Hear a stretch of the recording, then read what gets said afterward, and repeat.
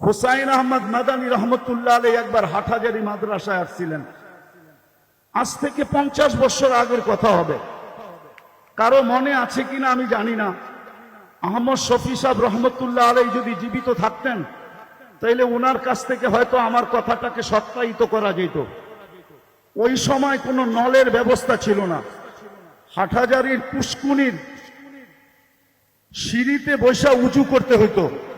হুসাইন আহমদ মাদানী রহমতুল্লাহ আলাইহি উজু করতেছিলেন। পুরান মসজিদের সামনে পুষ্কুনি ছিল, যারা দেখছে তারা দেখছে।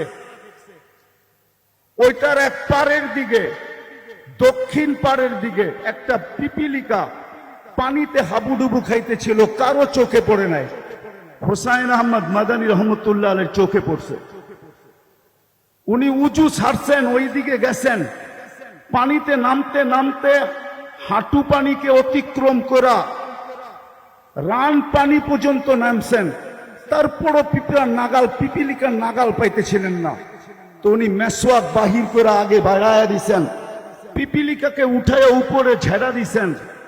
সমস্ত ছাত্ররা ওনার ওই সময় উপস্থিত ছিল। হুসাইন আহমদ মাদানী রহমতুল্লাহ আলাইহি। আমরা আমাদের আকাবেরদেরকে চিনি না। আমাদের ইয়াং যুবকরা আজকে আকাবেরদেরকে চিনে না। না চিনার কারণেই আমরা আকাবেরদের না অনুসরণ করতে পারি না, আকাবেরদের ব্যাপারে সঠিক মনের থেকে মুখ দ্বারা ব্যক্ত করতে পারি। বরং দেখা যায় আমাদের সমাজে ইয়াং বেস আকাবেরদেরকে পর্যন্ত লাঞ্ছিত করতে দ্বিধা করে না, আকাবেরদেরকে পর্যন্ত আঙ্গুল উঠাইতে দ্বিধা করে না। রাগ হও না তোমরা আমার কথায়, মনে উঠলো এই জন্য বলতেছি। ইমাম তিরমিজি রহমতুল্লাহ আলাইহির জীবনী পড়া দেখো। ইমাম তিরমিজি রহমতুল্লাহ আলাইহি লেখছেন যে আমার থেকে বয়সে যে একদিন বড়, তার ভিতরে আমার থেকে 100 গুণ খায়ের বেশি। ওনাকে জিজ্ঞাসা করছে আপনি এটা বলেন কি করে? বলছে খায়রুল কুরুনি কারনি, আমাকে বলে আল্লাহর রসুলের জমানার যে যত কাছে হবে তার কাছে তত বেশি খায়ের। আমাদের আকাবেররা আমাদের আল্লাহর রসুলের জমানার কাছে ছিল, আমি জমানার থেকে আজকে দূরে। আমার মুরব্বী যে বসা আছে উনি আল্লাহর রসুলের জমানার কাছে আমার থেকে, যদিও আমার দাড়ি পাকা, ওনার দাড়ি পাকা, কিন্তু বয়সে উনি আমার চেয়ে বড়। বিদায় আমি মনের থেকে বিশ্বাস করি উনার ভিতরে আমার চেয়ে কোটি গুণ বেশি খায়ের রাখা আছে।